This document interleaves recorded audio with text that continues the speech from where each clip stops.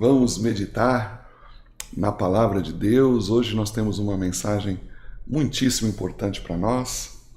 Nós vamos falar a respeito de Jesus na última ceia, tratando desse assunto tão importante que é o assunto da identidade de Jesus, não é?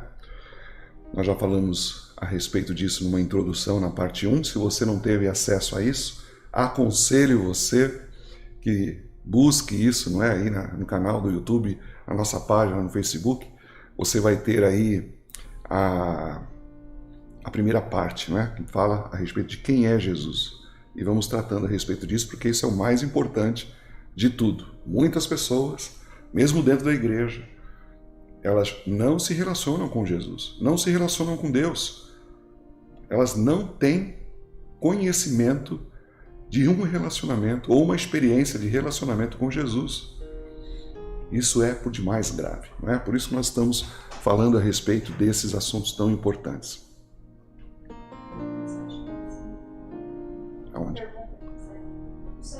Aqui? Tá. Uma pergunta aqui. Assim. Perguntaram aqui, a Maria Cristina trouxe, que é muito relevante, né? Perguntaram quem pode tomar a ceia. Então, hoje nós vamos ter a ceia, a mensagem vai ser sobre isso. E pode tomar a ceia aquele que é batizado numa igreja, não é? Está inserido no corpo de Cristo, está em comunhão com a igreja onde ele frequenta, e ele pode então estar tomando a ceia, tá certo? Qualquer dúvida disso, você pode conversar comigo ao final da live. Nesse celular que está aí na tela, você pode conversar comigo, tá bem? Muito bem, então nós já falamos a primeira parte, hoje nós vamos falar a respeito dessa segunda parte. Entendam isso, irmãos, nos dias em que Jesus ele nasceu, cresceu, começou seu ministério, havia um senhor na terra, sabe? E ele era senhor de um reino conquistador, que era o grande império romano, não é? Se você perguntasse a qualquer pessoa na Palestina quem que era o Senhor, todos iam ter a mesma resposta, não é? Nos dias de Jesus, isso era muito claro. Era a pessoa de César. Quando nós falamos Senhor aqui, nós estamos falando de uma pessoa com plenos direitos sobre a nossa vida, não é? Direitos sobre a nossa vida e sobre a nossa morte. O imperador, por exemplo, ele poderia tirar a vida de uma pessoa quando bem entendesse, não é? Tanto que você vê naqueles filmes antigos, o gladiador, naquele coliseu romano, as pessoas degladiando ali, e quando um gladiador colocava a espada no pescoço do vencido, olhava para o imperador, né? O imperador aí matava. Se o imperador fizesse o polegar para cima, a pessoa vivia. Ele tinha plenos poderes, ao seu bel prazer, ele poderia matar ou deixar viver, não é? A palavra que era usada para Senhor era Kyrios. Se escreve Curios, mas se lê Kyrios, tá certo? É uma palavra que fala de senhorio, não é? De aquele que tem plenos direitos sobre a vida. Então, se o imperador ele quisesse me matar, ele me matava. Se ele quisesse pegar os meus bens, ele pegava. Ele era o senhor de todo o Império Romano. Tudo era dele, tudo era do Império. E o imperador mandava em todo o Império, não é? Se ele quisesse que eu mudasse para outro lugar, eu tinha que ir, não é assim que acontecia. Quando nós falamos Senhor, não é como o pronome de tratamento que nós usamos quando nós temos assim uma pessoa que é de idade, não é? E vem então conversar conosco e a gente fala assim, o Senhor quer isso, quer aquilo. Não, não é um pronome de tratamento. É um pronome de autoridade, não é? Naqueles dias era um título, sabe? Era um título. Ele é o Senhor. Por isso, meus irmãos, quando a gente fala a respeito do senhorio do Império Romano, a gente tem que entender que o Império Romano, nos dias de Jesus, foi um império que conquistou praticamente todo o mundo civilizado daquela época, não é? A Europa toda, a Ásia Menor, o norte da África, o Oriente Médio, ali no que diz respeito à Turquia, à Palestina, parte do Egito, até parte da Inglaterra, da hoje Inglaterra, não é? Vou colocar aqui um mapa aqui, quero ver se vocês conseguem entender, mas toda essa parte, tá vendo? Tem essa bota aqui no meio aqui, né? No meio do mar aqui, isso aqui é a Itália, onde começou o Império Romano, né? É um império que começou nessa região, e ele foi se estendendo. Aqui em cima, aqui onde está meio... Essa cor aqui, não sei se é meio rosa, né, para vocês, mas aqui em cima é onde fica a Inglaterra hoje, não é? Aqui na parte direita, bem aqui, bem na direita, bem embaixo, não é? Você vai ver aqui o nome Jerusalém. Toda essa parte de baixo aqui, né? Toda essa parte de baixo é a África. Então, parte do Egito ali, onde hoje é o Marrocos, né? Toda essa parte foi dominada pelo Império Romano. Então, o Império Romano e o Imperador Romano, ele tinha uma autoridade exorbitante, muito grande, não é? Porque, afinal de contas, ele havia conquistado o mundo conhecido, o mundo civilizado, não é? Então, quando nós falamos a respeito de Jesus, nós temos que entender que na Galileia começou então um grupo de judeus, eles começaram a seguir um rabi, não é? E esse rabi, ele vinha de um território que ninguém dava nada por ele, não é? Tanto é que as pessoas falam assim, pode vir alguma coisa boa lá de Nazaré? Nazaré é uma aldeia zica de nada, né? Um território, um lugar que ninguém quer morar, não é? Se alguém desse um terreno de graça em Nazaré, a pessoa falou, não quero, não é? Porque Nazaré era um lugar ruim, né? Aos olhos das pessoas naqueles dias. Então, ninguém esperava nada daquele lugar e dali vem um rabi, não é? Que começa a fazer discípulos e ele afirma que ele é o próprio Senhor. Não o Senhor de um império conquistador, como o Império Romano, mas ele fosse muito melhor, muito maior, dizendo-se que ele é o próprio Deus, Criador dos céus e da terra, que ele assumiu forma humana, que ele está andando entre os homens na forma humana, que ele saiu de sua posição divina, não é? Para poder assumir a forma aqui humana. Filipenses diz até a forma de servo, não é? E ele diz, eu sou o Senhor, não é? E os discípulos começaram, perguntasse para os discípulos, quem é o Senhor? Não é? Eles falariam, o Senhor é Jesus. Ele fazia coisas inacreditáveis e com isso acabou criando um confronto, não é? Para saber quem era o Senhor. Se era César ou se era Jesus. César com todo o seu império, não é? Com todo o poder de exército, de armas, poderio bélico, poderio político, poderio econômico, ou se o Senhor era Jesus. Lembrando, não é, que qualquer pessoa nos tempos de Jesus que fosse perguntado quem é o Senhor, é claro que eles diriam que era César, mas estava ali Jesus vindo e dizendo que o reino de Deus é chegado, que ele estava implantando o reino de Deus, e esse reino não vai ter fim, não é? E que ele é o Senhor desse reino, e esse reino é um reino que vai se espalhar por toda a parte, vai ser muito mais abrangente do que o Império Romano, não é? E que ele não é só um Senhor de um território ou de grupos, não, ele é o Senhor criador dos céus e da terra. Então havia essa tensão, não é? Entre Jesus e César. Mas também havia um outro ponto de tensão, porque quando Jesus ele começou a ensinar, a interpretar a lei, ele começou então a acumular inimigos dentro da sua própria religiosidade. Então houve também essa tensão entre Jesus e a religião de sua época, os religiosos, não é? Sabe, meus irmãos, entenda isso, Jesus não nos convida a uma religião, a uma religiosidade, não é? Porque religiosidade nada mais é do que uma tentativa humana das pessoas poderem se religar com Deus, não é? Religião vem da palavra religare, onde a pessoa tenta se religar com Deus. Por esforços humanos, é uma tentativa humana, não é uma iniciativa do homem de tentar se religar com Deus. A antropologia, fazendo seus estudos, ela acabou descobrindo que existe em todo homem, em todo momento histórico, em qualquer região do planeta, não é? Em qualquer tipo de civilização ou povos que se conheçam, existem dois sentimentos comuns a todos os homens. A antropologia descobriu isso. Qual que é esses dois sentimentos que são inerentes a todos os homens em qualquer momento histórico? Em primeiro lugar, existe um ser que nos transcende. Isso é sentido em todo lugar, em todos os continentes, não é? Em todas as civilizações. Existe um ser que nos transcende.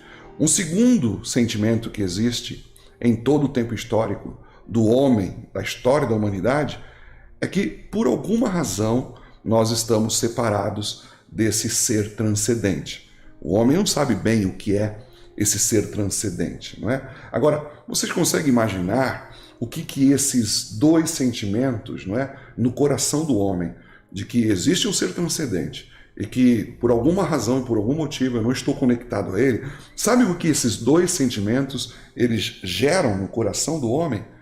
Aquilo que nós chamamos de religiosidade, não é? Vai se criando mecanismos humanos para poder se reconectar, vamos dizer assim, não é? Para tentar se comunicar, para poder se achegar a esse ser transcendente. Como o homem não sabe quem é esse ser transcendente, para uns é Alá, para outros é Krishna, para outros é Zeus, para outros é Osíris, para os índios pode ser o sol, não é? Pode ser o rio, pode ser as matas, e aí vão se criando uma série de sacrifícios, de rituais, de leis, de dogmas, não é? Tudo isso para tentar, de alguma forma, criar um sistema, um mecanismo em que eu possa me conectar com essa divindade superior, com esse ser transcendente, da qual o homem ele sente que está desligado. Mas Jesus não nos convida à religiosidade, não é? Porque, como eu disse, a religiosidade é um esforço humano para o homem tentar alcançar a Deus, se conectar com Deus, não é? Na verdade, meus irmãos, Jesus, ele vem ao nosso encontro, não é? A iniciativa é dele. Jesus, ele vem ao nosso encontro, ele vai na contramão da religiosidade. É ele quem nos reconecta com Deus, não a partir do que nós fazemos, mas a partir do que ele fez. Não é? É dessa forma. E muitas vezes nós não temos consciência disso. Então, é muito comum, inclusive em igrejas ditas evangélicas, não é? A pessoa criar um sistema religioso e com isso achar que está se reconectando com Deus. E esquece-se Jesus. Por isso que eu digo que conhecer Jesus é tudo, não é? As pessoas têm esse sentimento. Você já deve ter visto aqueles filmes, né, que quando o vulcão começava a fumegar ou querer lançar suas lavas, aqueles povos lá, aqueles índios, né, antigos, aquelas pessoas, pegava a virgem, né, mais bonita da aldeia e jogava dentro do fogão para poder aplacar a ira do deus vulcão, não é? É uma ignorância, porque as pessoas elas tentam se reconectar e vai tentando criando mecanismos, não é? Vai para o Tibete, lá em cima, entendeu? Vai viver uma vida assim de isolamento, de meditação profunda, de esvaziamento do ser, não é? Tudo para tentar se reconectar com esse ser transcendente que ele não conhece bem. No meio evangélico, a mesma coisa. Sabe-se que existe um Deus criador, que é o Deus de Israel. Ok, preciso me reconectar com ele. Aí vão se criando sistemas e esquece-se Jesus, entende? Alguém disse, isso foi muito importante, de que se o Espírito Santo hoje simplesmente nos deixasse, saísse e nos abandonasse, não é? Para muitas igrejas não ia mudar em nada, sabe? Eles iam continuar fazendo a mesma coisa. E nós temos essa dificuldade de perceber esses pontos de tensão, que são pontos que estão assim ao nosso redor, nos cercando o tempo todo, não é? Afinal de contas, quem que é o Senhor do cristão? Nós temos também os nossos pontos de tensão. Hoje, nós temos um ponto de tensão que a gente pode dizer que é a correlação entre Jesus ser o Senhor e a nossa cultura que nos cerca, não é? Porque a nossa cultura, ela determina as nossas decisões, ela determina como é que nós devemos nos comportar, os rumos dos nossos caminhos, como nós devemos pensar, não é? E existem dentro da nossa cultura, pelo menos 4 grupos, não é, que são bastante influentes assim e que se opõem fortemente ao senhorio de Jesus Cristo. O primeiro deles é bens materiais e dinheiro. Faz parte da nossa cultura a gente entender que feliz é aquele que tem muito dinheiro e muitos bens materiais, não é? A gente enxerga essas pessoas como bem-sucedidas e para muita gente bens materiais e dinheiro estão no centro, no que determina os rumos dos seus caminhos, as suas decisões, não é? O que eles vão fazer, a forma deles pensarem, sabe? Como eles vão decidir, porque afinal de contas, bens materiais e dinheiro é para ele o valor fundamental, é o que governa a sua vida. que a gente vê que bens materiais e dinheiro gera traição, não é? Você nunca viu um amigo ser traído por dinheiro? Gera traição entre amigos, gera corrupção em governos, não é? Gera guerras entre países, gera separação entre famílias. Veja, por exemplo, famílias brigando por herança, não é? Por quê? Porque a pessoa ela tem bens materiais e dinheiro como maior valor, mais do que o valor familiar. Então, se for para eu receber pouco, se for para receber muito, que meus irmãos se exploda, não é? Se for para eu receber a maior parte da herança e se meu irmão não falar comigo, tá bom, não precisa, entendeu? Por quê? Porque bens materiais e dinheiro passam a ser o centro da vida, o centro do ser humano, não é? Passa a reger as decisões, os comportamentos que essa pessoa vai ter em função da vida, daquilo que a vida demanda, não é? Na nossa cultura, principalmente nos nossos dias, nós também temos, dentro da nossa cultura, a influência de pessoas. É muito comum a gente ver pessoas influentes, se usam pessoas influentes, não é? Então a gente costuma dizer até na internet que as pessoas têm aqueles que são os influencers, né? Porque se eles recomendam um shampoo, se eles recomendam um tratamento, se eles recomendam um eletrodoméstico, não é? Aí todo mundo fala, puxa, não é assim? Eles acabam comprando. Então pessoas famosas, coaches, grandes pastores, não é? Eles ditam a moda para as pessoas. Ah, eu quero aquele brinco da Juliana Paz, eu quero ter, não é, aquela camiseta do UFC que o cara lá usou, sabe? Vai determinando a forma de pensar, se aquilo que eu estou fazendo é certo ou errado. É muito comum vocês verem as pessoas perguntando para esses influencers, né, coaches, pastores, o que eles devem fazer da vida deles.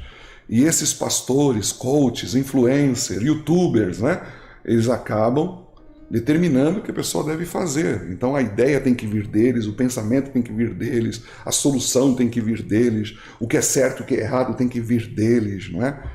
Eles determinam a forma como as pessoas devem pensar, como devem se vestir, se ela está bem, se ela está ridícula, não é? Pode ser um artista, pode ser um jogador, pode ser um líder religioso, pode ser um psicólogo. Não há nenhum problema em você ter um pastor, nem você ter um psicólogo, não é? E nem você escutar uma palestra de quem quer que seja. O problema está quando o pastor, não é? O coach, ele quem vai determinar o curso da sua vida. O que ele diz é lei e acaba ocupando o lugar que pertence a Jesus como Senhor. E isso é errado, errado. Em terceiro lugar, existe na nossa cultura, né, principalmente nos nossos dias, a gente vê muito disso, as ideologias. Eu vejo aí as ideologias políticas separando as pessoas, não é? É bastante interessante porque você vê pessoas defendendo ideologias políticas como eu nunca as vi defendendo o Evangelho. Pessoas propagando ideologias políticas como eu nunca as vi propagar o nome de Jesus, não é? Ideologias assumindo o lugar que deveria ser de Cristo, é o centro. Sabe, a pessoa acorda, o devocional dela é o noticiário político. O que esse fez, o que aquele outro fez, né? O que estão fazendo no Congresso, no Judiciário, na presidência, na concorrência, sabe? Ideologias vão assumindo o lugar que deveria ser o de Jesus, vai tornando-se o centro. As decisões vão sendo direcionadas pela ideologia.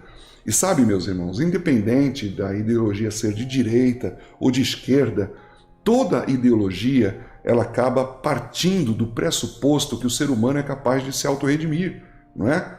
Não, se todo mundo for de direita, aí o nosso país vai ser uma maravilha. Não, se todo mundo for de esquerda, aí o nosso país vai ser uma maravilha, não é? Ideologia parte do pressuposto que o homem é capaz de dar um jeito na situação. Ele é capaz, é competente. Eles pensam assim, ó, nós podemos resolver os nossos problemas e podemos resolver os problemas do mundo. Não podem, não podem. Né? Nada disso. Nós cristãos aguardamos um reino onde habita a justiça. Não é que a justiça acontece, a justiça mora lá, a justiça habita lá. Não é? Nós temos as ideologias de raça, que a gente percebe também muito fortemente. Você viu isso na Segunda Guerra Mundial, não é? A raça ariana era a raça perfeita, a única que deveria existir, tinha que todas as outras serem eliminadas, começando-se pelos judeus, não é? E fazendo separação de cor de pele, dividindo, separando as pessoas. Em Cristo existe a agregação das pessoas, não é? A Bíblia fala, olha, em Cristo Jesus não há mulher, não há homem, não há bárbaro, não há cita, sabe? Todos nós somos um em Cristo Jesus. Mas existem pessoas que se dividem pela cor da cútis, pela cor da pele, não é?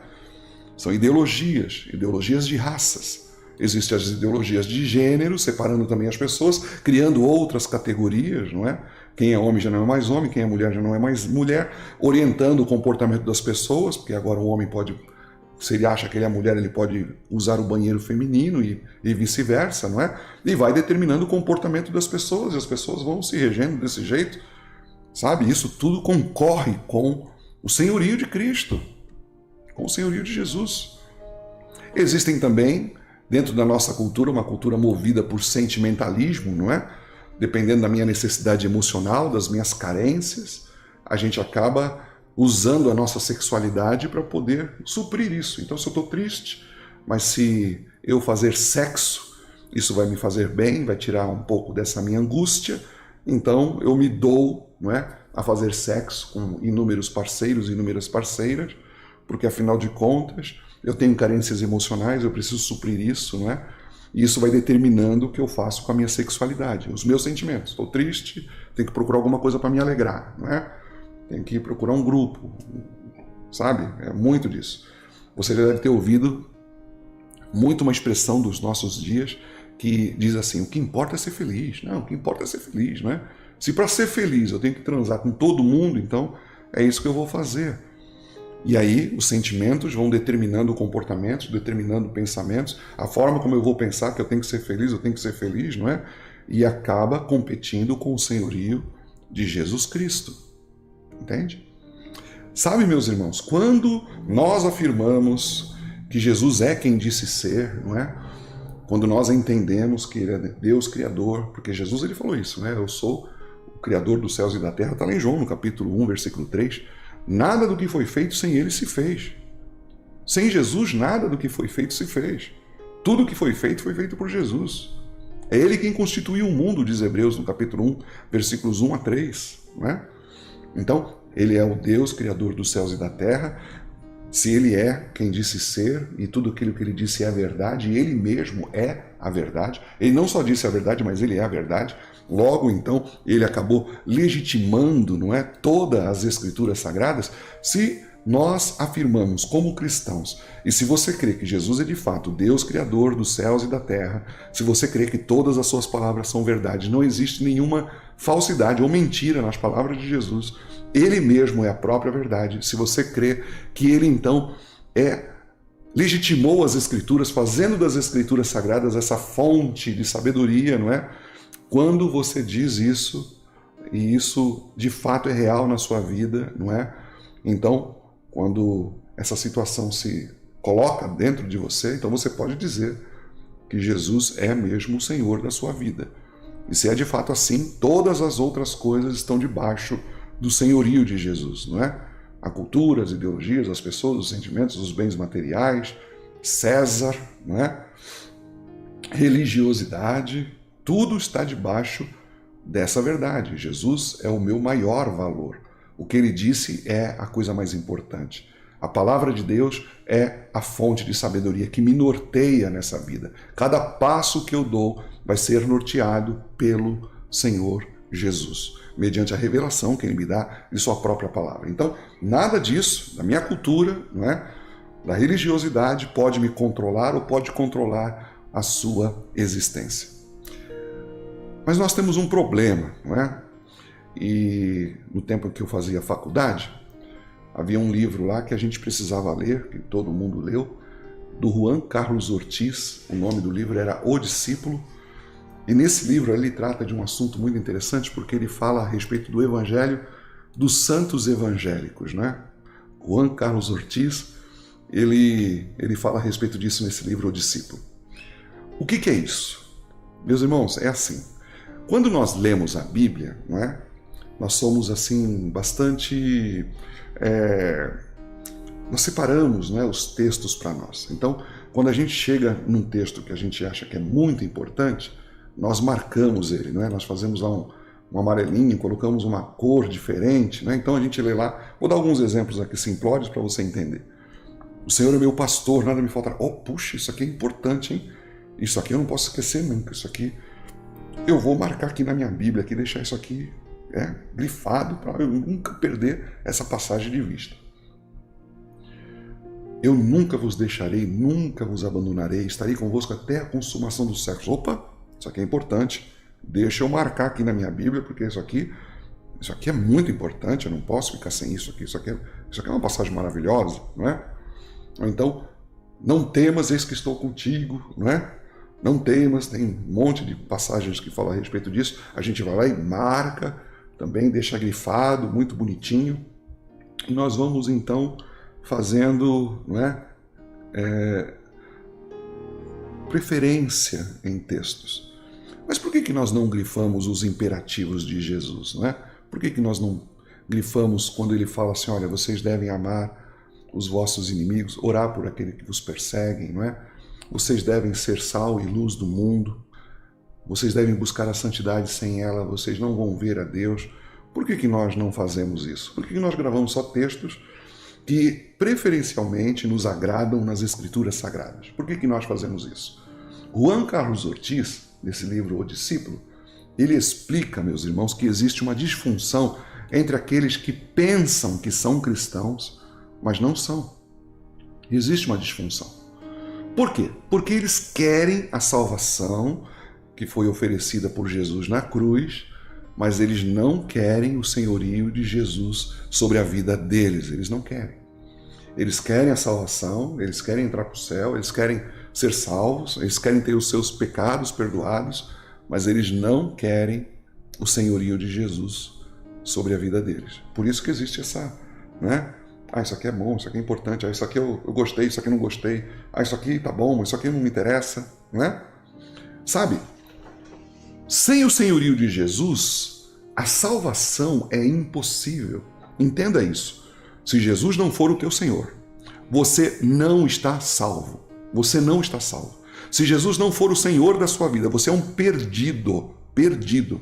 Se Jesus não for o Senhor da sua vida, isso que você diz de salvação, da qual você não tem compromisso nenhum com o senhorio de Cristo sobre a sua vida, é tudo perda de tempo e palhaçada. É o que acontece lá em Mateus no capítulo 7, não é? Senhor, no teu nome, Senhor, não conheço vocês, não sei quem vocês são.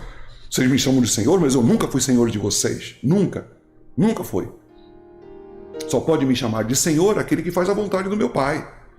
Não é? Então, segundo o apóstolo Paulo, isso é impossível, porque ser salvo é você ser transportado do reino das trevas para o reino da luz. É isso que diz Colossenses lá no capítulo 1:13, você lembra? Ele nos libertou do império das trevas e nos transportou para o reino do Filho do seu amor, não é? Antes, nós estávamos numa cultura anti-reino, não é? Nós estávamos vivendo sem Deus, estávamos no reino das trevas. Os valores pelos quais nós vivíamos, eles não eram em nada condizentes com os valores do reino de Deus. Mas agora, nós estamos no reino do Filho do seu amor, onde Jesus é o Rei, onde Jesus é o Senhor. Nós estamos debaixo do domínio de Cristo, não é? Debaixo do poder de Jesus. Por isso, quando nós falamos que nós somos salvos, ou que nós estamos salvos, nós estamos falando que nós trocamos de senhorio. Nós trocamos de senhorio. Agora eu tenho outro Senhor.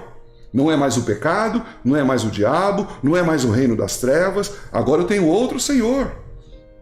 Por isso, quando nós falamos que eu entendi o que Jesus fez na cruz, quando eu me arrependo dos meus pecados, quando eu abraço o amor de Deus revelado em Cristo Jesus e eu aceito essa graça oferecida, feito por Ele, dessa obra que foi feita na cruz, você está trocando de Senhor, você está trocando de reino, não é? Muito bem, e hoje nós estamos nesse momento, né, que nós vamos celebrar a ceia, e eu queria pegar esse momento da ceia para deixar isso muito claro para vocês num episódio que acontece ali, no momento em que a ceia está se dando, não é? Nós temos aqui uma pintura que foi pintada por Leonardo da Vinci, vocês devem ter visto já isso várias vezes, é a pintura da Última Ceia, e nós vemos aqui que Leonardo Da Vinci pintava muito bem, mas ele não entendia nada de Bíblia, não é? Porque no primeiro século, nos primeiros 100 anos ali, onde Jesus viveu, né, nasceu e morreu, as pessoas elas não se sentavam assim, a mesa não era desse jeito, não é? É um absurdo as pessoas ficarem todas amontoadas, todas atrás da mesa ali, e ninguém sentado do lado de cá, não é? Todas elas amontoadas ali, não era desse jeito, as pessoas não se sentavam assim, as roupas não eram coloridas como está ali na pintura, deixa eu colocar aqui de novo, né, do Leonardo da Vinci, até parece que eles vão tirar uma fotografia, né, não é assim? Na igreja a gente já fez isso, tem a mesa ali, tem um bolo e tal, aí quando vai tirar a fotografia todo mundo fica atrás da mesa porque tem alguém que vai tirar foto, né, mas não era desse jeito. Mas ele retrata aqui um momento bastante importante, que foi bem estranho, né? Porque Jesus estava ali celebrando a Páscoa com seus discípulos e de repente ele introduz um assunto que não estava na pauta, não é? Jesus diz, olha, um de vocês vai me trair. E aí ficou aquela dúvida, não é? As pessoas começaram a se olhar. Por isso que esse quadro aqui talvez ele seja importante, porque parece que ele retrata esse ponto, né? Quem será que foi? Quem será que vai trair? Ah, eu acho que foi aquele ali, não é? Ah, não, eu acho que foi aquele lá. Eu acho que foi, talvez seja Felipe, eu acho que é o Felipe. Não, Bartolomeu, não é? Sabe? Ou talvez, não é? Isso retrate, talvez, um outro momento bastante difícil, porque os discípulos ali na última ceia, eles estavam discutindo, e a Bíblia diz a respeito disso, quem era o maior, não é? Quem era o maior? Eles estavam nessa discussão, quem é o maior? Sabe, meus irmãos, talvez eles estivessem lá, não é? Ó, eu sou maior, né? Jesus gosta mais de mim, eu sou mais importante, esse grupo não seria o mesmo sem eu aqui, não é? Nada disso, eu que sou mais importante, eu que sou maior. O problema é que para a gente entender esse momento, e é isso que eu quero retratar hoje, não é? Esse momento da última ceia, esse quadro do Da Vinci, ele não nos ajuda. Nem mesmo de um filme conhecido que toda vez que tem a Semana da Paixão, passa na televisão, não é? As pessoas veem o filme da Paixão de Cristo do Mel Gibson. Eu vou pegar aqui uma imagem retratado por Mel Gibson, que é uma imagem onde ele retrata a última ceia, né? Porque a Paixão de Cristo retrata esses últimos momentos quando Jesus está na última ceia, depois é preso e morre, né? Mesmo aqui a gente percebe que também essa mesa não está na disposição do que era o costume judeu. Deixa eu colocar aqui mais um pouco.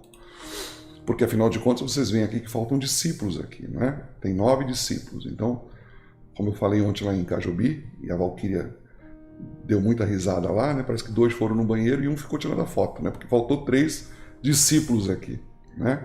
Então, essa imagem também errou naquilo que deveria ser a retratação da última ceia, né? Eu peguei uma imagem de um pintor desconhecido e essa imagem ela retrata um pouco melhor o que seria essa última ceia. Essa imagem, né? Ela mostra aqui, a mesa geralmente era em U, ela tinha essa abertura no meio, e essa abertura no meio acontecia para que os servos pudessem servir a comida para todos os convidados, né? Eles se sentavam meio que apoiados numa almofada, não é? Com os pés para fora, reclinados com o braço apoiado no braço esquerdo e comiam com a mão direita. Essa aqui é uma pintura que retrata bem, só que ela tem um problema aqui, né? O problema é que Jesus está ali no centro, tá vendo? Deixa eu colocar aqui para você, olha só. Jesus está no centro, então não era essa disposição segundo o costume judaico, tá certo? O anfitrião não sentava aonde está sentado Jesus aqui. Nós temos uma outra figura que foi pintada, e essa aqui é a que mais se aproxima, mais fiel ao texto bíblico, não é? Essa imagem, você vê aqui a bacia no meio, não é? Essa abertura, mesa em U novamente, e Jesus aqui no segundo lugar à esquerda, onde está a setinha aí, é fácil de você ver, não é? Então, Jesus, nessa época, é o anfitrião, e ele se assentava no lado esquerdo, não é?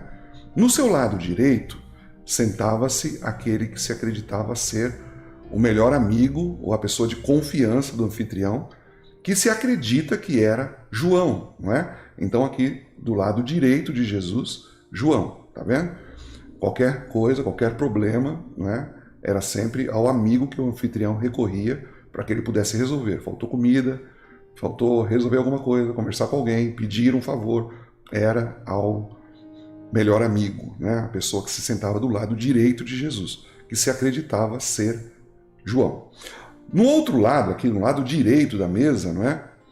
Na ponta se assentava aquele que seria o servo. No caso aqui, acredita-se ser Pedro.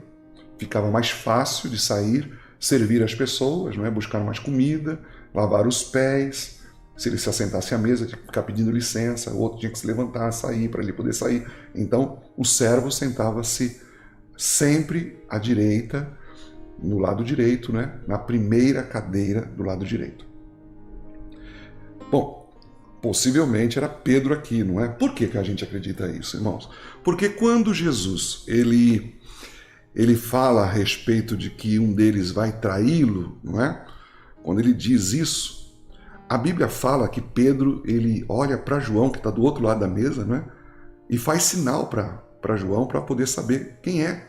Pergunta para ele quem é, não é? Veja aí o texto, um texto de João, no capítulo 13, desculpa, versículos 23 e 24, diz assim: Ora, ali estava conchegado a Jesus um dos seus discípulos, que deve ter sido João, né? Aquele a quem ele amava. A esse Simão Pedro fez sinal, dizendo-lhe: pergunta a quem ele se refere. Essa é uma tradução diferente da que eu costumo colocar, mas acabei pondo essa mesma. Mas pergunta a quem ele se refere. Pergunta para ele, não é? Ele está falando de quem aí? De quem que ele está falando? Pergunta para ele, não é? Ele estava nessa posição, então ele tinha como fazer sinal para João, dizendo assim: pergunta para ele, João. Ele está falando de quem aí? Quem que vai trair ele, não é? Então Pedro tinha que estar nesse lugar para que João o enxergasse e pudesse ver os sinais, tá certo?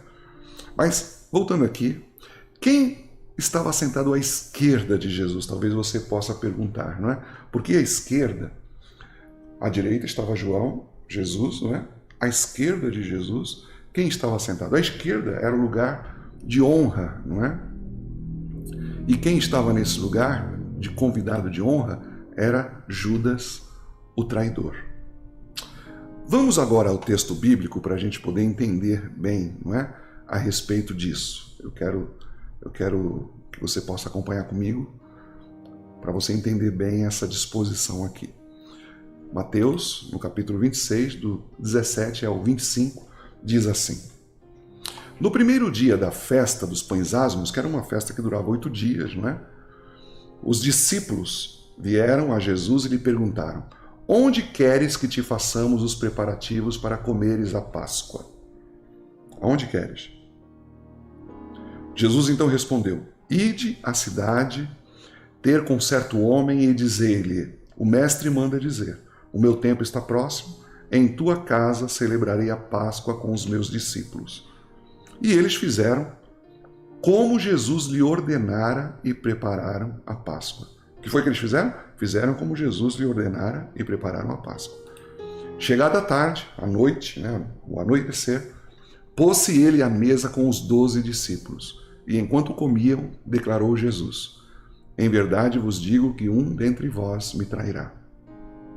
E eles, muitíssimo contristados, começaram, um por um, a perguntar-lhe: Porventura sou eu, Senhor? E ele respondeu: O que mete comigo a mão no prato, esse me trairá.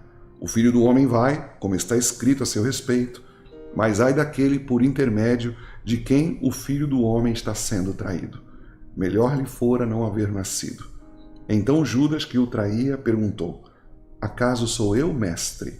Respondeu-lhe Jesus: Tu o dissestes. Na tradução do Novo Mundo, a gente vai voltar aqui, Judas diz assim: Com certeza não sou eu, mestre. E Jesus então responde: Sim, é você. Não é? Bom, irmãos, nessa passagem aqui eu queria que você prestasse bastante atenção, porque a gente percebe, não é, nesses versos, algo que eu quero mostrar para vocês em relação ao senhorio de Jesus, não é? Aqui a gente fica logo notando que existe uma pergunta, não é? Qual que é a pergunta? A pergunta que os discípulos fazem: Mestre, Senhor, aonde o Senhor quer que a gente prepare, não é, a Páscoa? aonde queres que a gente faça os preparativos? Então existe uma pergunta dos discípulos, não é?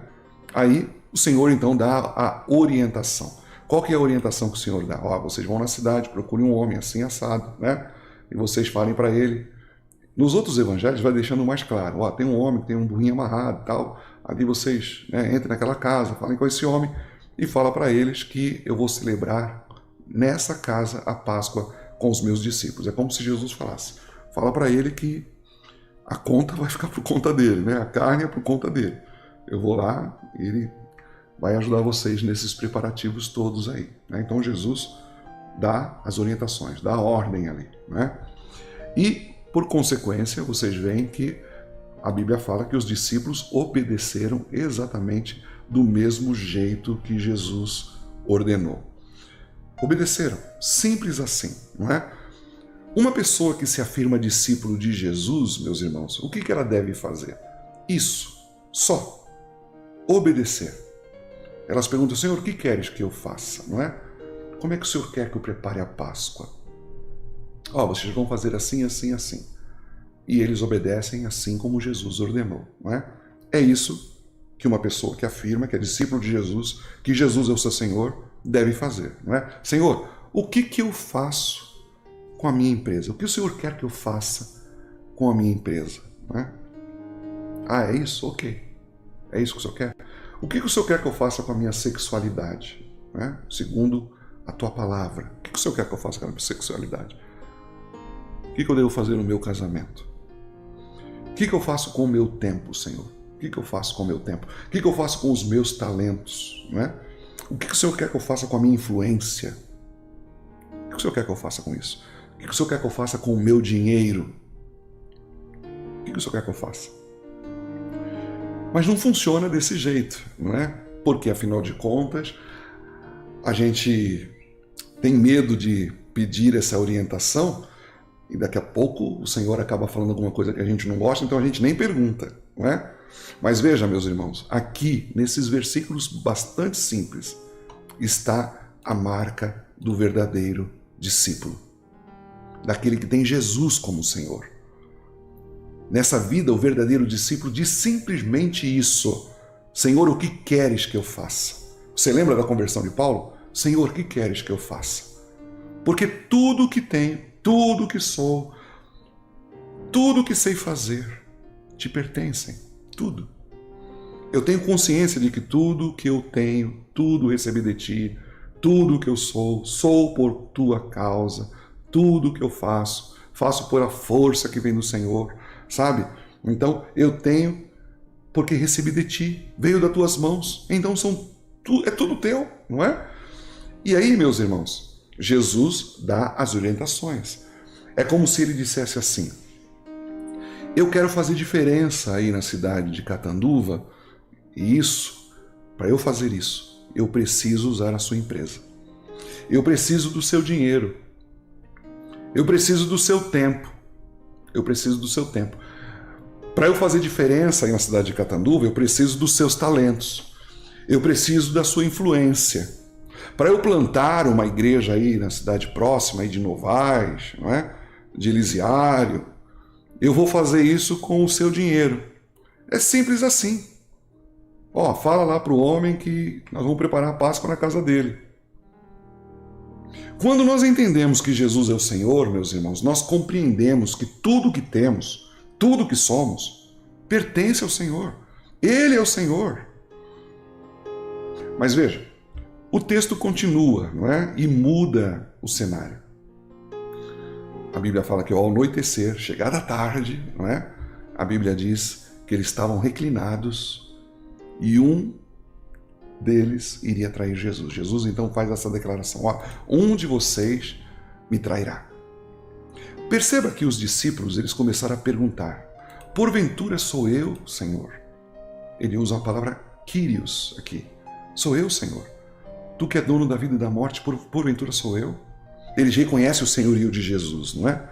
Mas aí, vocês viram, o Senhor Jesus ele fala assim: olha, o que mete comigo a mão no prato, esse me trairá.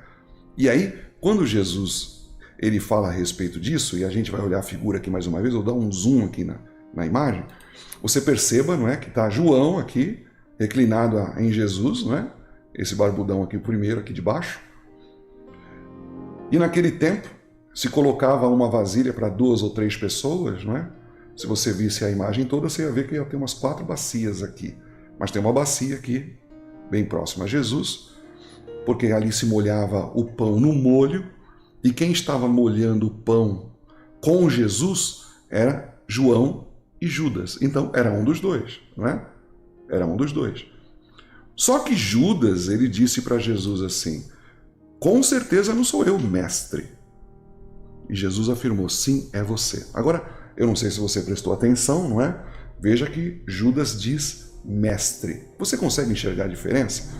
Os discípulos, eles perguntaram, porventura sou eu, Senhor? Mas Judas diz, com toda certeza não sou eu, mestre. Há uma diferença muito grande nisso. Mestre tem bons conselhos, mestre tem boas dicas, mestre tem bons ensinos, mestre tem boas recomendações, não é? Mas eles não têm autoridade sobre a minha vida. Eu posso ouvir um conselho de um mestre, o mestre pode dizer para mim um provérbio muito relevante, pode me dar um bom conselho e eu simplesmente não segui-lo, não é? Eu não tenho... Não, tá bom, eu ouvi, tudo bem, mas não vou seguir, não é? Mestre, eles não usam de palavras imperativas, não é? Eles não têm poder sobre a minha vida, sobre as minhas decisões. Eles podem me aconselhar, eles podem me orientar, mas eles não podem decidir por mim. Mestres, eles opinam, eles não usam de imperativos, não é? Sabe, meus irmãos, por isso é que nós estamos aqui celebrando hoje a ceia e uma pergunta se faz necessária, sabe? Quem é Jesus para você de fato? Ele nos convida para a gente relembrar a graça dispensada por Ele, não é? Ele nos convida para que a gente possa se lembrar do perdão que foi oferecido na cruz, da sua obra gloriosa, da sua morte de cruz, do seu sangue derramado. Mas uma pergunta que deve nos incomodar grandiosamente, não é? É que se a maneira como eu estou vivendo hoje, a forma como eu disponho a minha vida, ela reflete o quê? Ela reflete que Jesus é meu mestre ou Jesus é meu Senhor? Sabe, isso faz toda a diferença, faz profunda diferença. Jesus é mestre ou é Senhor? Porque mestre está numa categoria infinitamente menor do que a categoria de Senhor, não é? E existem muitos que estão vivendo assim. Não, isso aqui, não, tudo bem. Ah, isso aqui eu faço, não, isso aqui eu não faço. Ah, isso aqui, não, isso aqui é do Antigo Testamento, deixa eu falar. Isso aqui é bom para mim, isso aqui não vou. Eu gosto dessa passagem. O livro de Números é chato. Levítico, então, não quero nem saber. Sabe? E sabe, meus irmãos, talvez você esteja perguntando, você que está me vendo hoje, ou vai me ver amanhã, né? Vai tomar ciência dessa live aqui, ou talvez esteja conosco hoje, e não está acostumado com esse tipo de pregação, não é? Você deve estar se perguntando assim, mas por que eu deveria fazer Jesus meu Senhor, não é? Você que não é da Igreja Graça e Paz, está achando isso tudo muito estranho? Como assim deixar na mão de Jesus a minha sexualidade? Como assim deixar na mão de Jesus os meus bens, a minha empresa, os meus talentos, a minha influência, o meu tempo? Como assim deixar para Jesus orientar como é que eu devo dirigir a minha vida, seja lá no que for? Bom, eu vou te dar uma razão para você se render a Jesus hoje, sabe? E você permitir que Ele se torne de verdade o Senhor da sua vida. E isso está na própria fala de Jesus. Quando Jesus ele pega o pão e ele o parte, a Bíblia diz que ele diz, isso é o meu corpo que vai ser partido por vós. Esse é o meu corpo que vai ser partido por você. Sabe? Eu não entregaria a minha vida a alguém que não me amasse de verdade. Mas Jesus, ele me amou a tal ponto de morrer por mim e levar todos os meus pecados. Por mim, que era indiferente.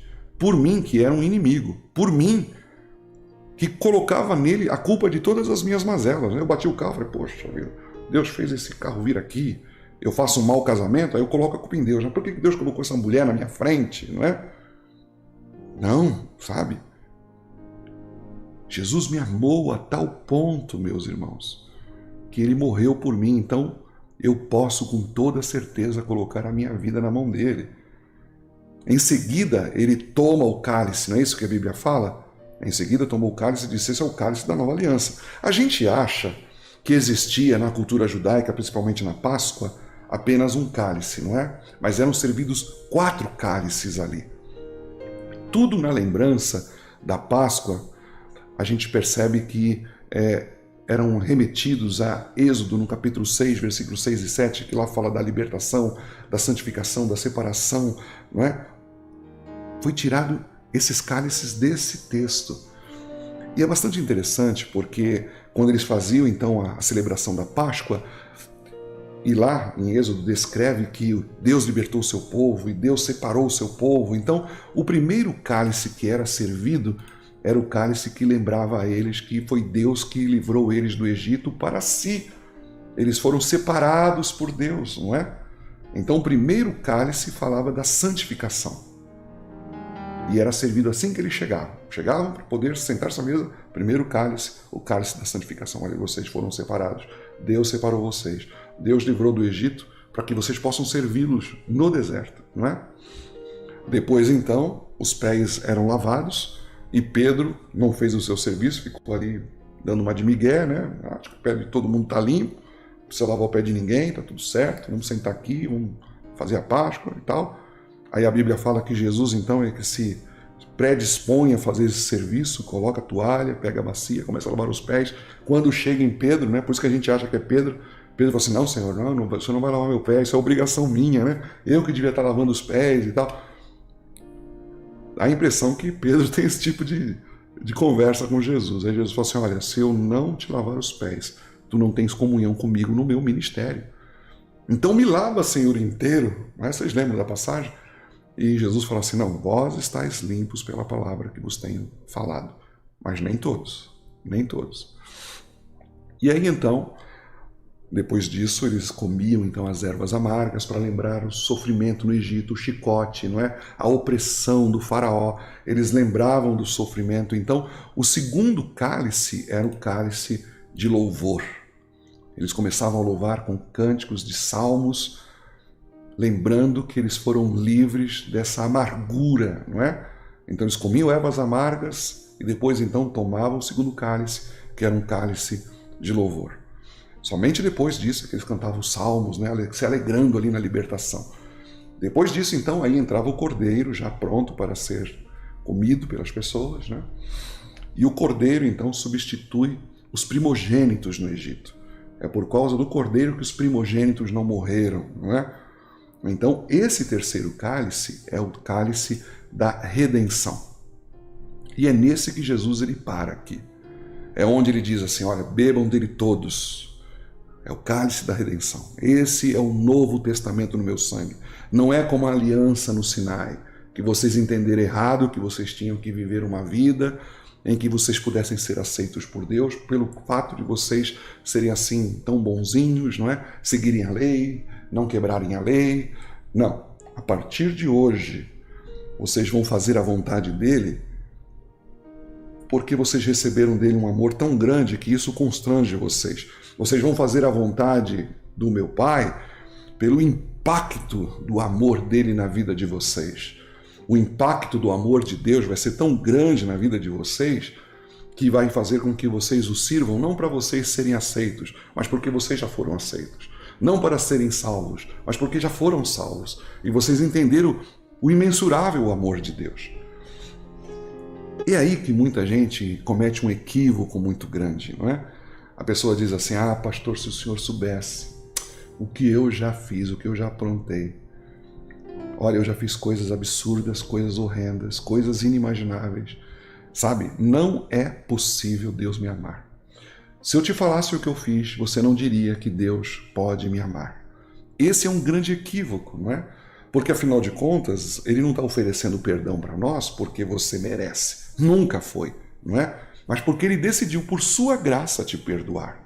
E sabe, perdão não é anistia, como muita gente pensa, né? Um deixa para lá, ah, tudo bem, vai, deixa para lá, esquece isso aí que você fez, não, tudo bem, não. Não, você é culpado pelo que fez.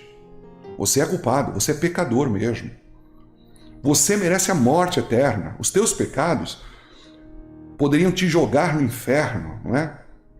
Um único pecado é o suficiente para nos lançar no inferno por toda a eternidade, ser banido da presença de Deus para todo sempre. Mas o que Deus faz? Ele fala assim, olha, mas eu vou fazer morrer o meu filho no teu lugar. Eu vou jogar essa ira que eu tenho de você, pelo que você fez, eu vou jogar toda no meu filho. Eu vou colocar toda a minha ira no meu filho. E todo o pecado que você cometeu, eu vou jogar sobre o meu filho. Para que você possa ser aceito por mim. Sabe, o pior que pode acontecer para uma pessoa, meus irmãos, é a pessoa rejeitar o perdão que foi oferecido na cruz do Calvário. Foi pago um alto preço. O perdão não saiu assim, tudo bem, vai estar perdoado. Não, teve preço de sangue. E sabe, a gente erra quando a gente pensa que foi somente o filho que sofreu. Não, o pai também sofreu, não é? Ele entregou o seu filho por um ingrato como eu, um indiferente. Gente que olhava para cima, tenho raiva de ti, não é? Em Jesus foram colocados todos os nossos pecados, pecados que eu não tenho coragem de dizer aqui, pecados cabeludos, sabe? Pecados sujos mesmo, cheios de graxa, sabe? Pecados da pior espécie na humanidade. Todos eles foram colocados sobre Jesus Cristo. Nessa altura aqui da mensagem, você deve estar se perguntando assim, mas pastor, e o quarto cálice, não é? Onde que está o quarto cálice? Bom, a Bíblia fala que Jesus, depois de então ter feito isso, partiu do pão, bebam o cálice todos, a Bíblia diz assim, lá em Mateus no capítulo 26, 29. E eu lhes digo que de agora em diante não beberei deste fruto da videira até aquele dia em que beberei o vinho novo com vocês no reino de meu Pai. Então, falta um cálice, não é? Esse cálice, na Páscoa judaica, era o cálice da consumação. Que Deus ia resgatar todas as coisas, Deus ia restaurar Israel, Deus ia consumar com vitória o seu povo. Esse cálice Jesus não bebeu ali. A Bíblia fala que depois disso, eles cantaram um hino e foram para o Getsemane, onde Jesus foi orar, a alma angustiada até a morte, não é? E vocês lembram o que aconteceu ali? A Bíblia coloca, meus irmãos, que Jesus começou a orar com tanta intensidade que começou a suar, não é? Grandes gotas de sangue. Naquele lugar, Jesus ele falou assim, Pai, se possível for, afasta de mim esse cálice. Eu não quero beber esse cálice. Mas se essa for a tua vontade, então que seja feita a tua vontade e não a minha. Ou seja, esse cálice, meus irmãos, ele o bebe na cruz. Na cruz, você lembra qual foi a última palavra de Jesus? Ele fala, Pai, em tuas mãos entrego o meu espírito. E depois ele diz, está consumado. O último cálice ele bebe na cruz, não é? Ele bebe só. Ele falou assim, eu não vou beber esse cálice fruto da uva. Não foi, esse cálice não foi vinho, não foi gostoso, não é? Foi um cálice de fel, foi um cálice amargo. E ali ele diz, está consumado. Esse cálice foi bebido com dor, com angústia. Mas ele ainda vai beber desse cálice de um vinho novo, que ele vai fazer isso na glória, comigo e com você. Você lembra de Apocalipse 3:20? Eis que estou à porta e bato. Se alguém abrir a porta, eu vou entrar e vou cear com ele. E ele vai cear comigo. Um dia, nós vamos cear esse cálice com Jesus, porque a consumação se deu na cruz. E o fato dessa obra ter sido tão perfeita é fato de que um dia nós beberemos do vinho novo que Jesus tem para dar. Nós estamos esperando pelo Senhor, porque nós queremos beber com Jesus desse vinho novo que Ele tem para dar para mim e para você.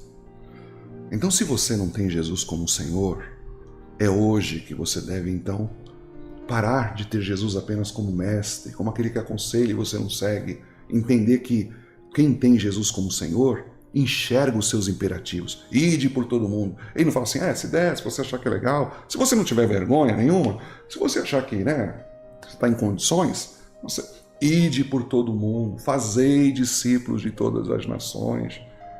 Existe um monte de imperativos no Novo Testamento de Jesus para aquele que reconhece que Ele é o Senhor, para aquele que Ele reconhece.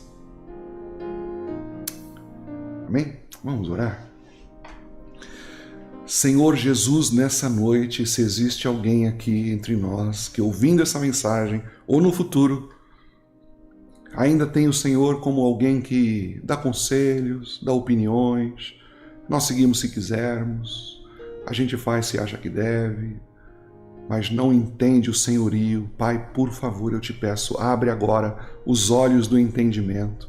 Abre agora, Senhor, os seus corações, para que essa palavra desça ao Espírito e haja de fato conversões, não psicológicas, não racionais, não sentimentais, mas conversões, da onde a pessoa ela nasce do alto, nasce de novo, e aí começa a enxergar o reino. Porque enquanto a pessoa não tem Jesus como Senhor, ela não consegue enxergar o reino, não vê o reino de Deus. Foi o que Jesus falou para Nicodemos. Se você não nascer de novo, você não pode ver o reino de Deus, você não pode entrar no reino de Deus. Senhor, em nome de Jesus, por favor, eu te peço, reina em nós, reina em mim, Senhor. Reina sobre as nossas vontades, reina sobre os nossos negócios, reina sobre o nosso tempo, reina sobre os nossos talentos, reina sobre a nossa influência, Senhor. Por favor, eu te peço em nome de Jesus que hajam pessoas aqui nessa noite que possa de fato colocar-se na tua presença arrependido, até mesmo de ter até hoje te considerado como mestre só e não te considerado como Senhor. Por favor, meu Pai, nós te pedimos que assim seja, para a glória do teu nome, para a glória do teu nome, e que o Espírito Santo execute as conversões, e que o Espírito Santo faça pessoas nascerem de novo, que o Espírito Santo faça as pessoas nascerem do alto para poder fazer com que Jesus, de fato, entre no coração das pessoas. Porque o próprio Jesus disse, aquele que tem os meus mandamentos e os guarda, é esse o que me ama, e aquele que me ama será amado pelo meu Pai, e nós viremos a ele e faremos nele morada. Aquele que tem os meus mandamentos e os guarda, esse é o que me ama, e o Pai o amará, e nós viremos e faremos nele morada. Glória a Deus, glória a Deus, glória a Deus. Por isso, Pai, nessa noite, executa a tua obra, Senhor, pela pregação do Evangelho que foi feita aqui nessa noite, para a glória do teu glorioso nome, Senhor. É o que nós te pedimos, em nome de Jesus. Em nome de Jesus. Amém, amém e amém. Glória a Deus, glória a Deus, glória a Deus. Nós vamos agora, nesse momento, ter o momento da ceia, não é? A consolação e o poder do Espírito Santo seja com todos nós, desde agora e para sempre. Amém e amém. Deus abençoe vocês, meus queridos irmãos, uma boa semana na presença de Deus.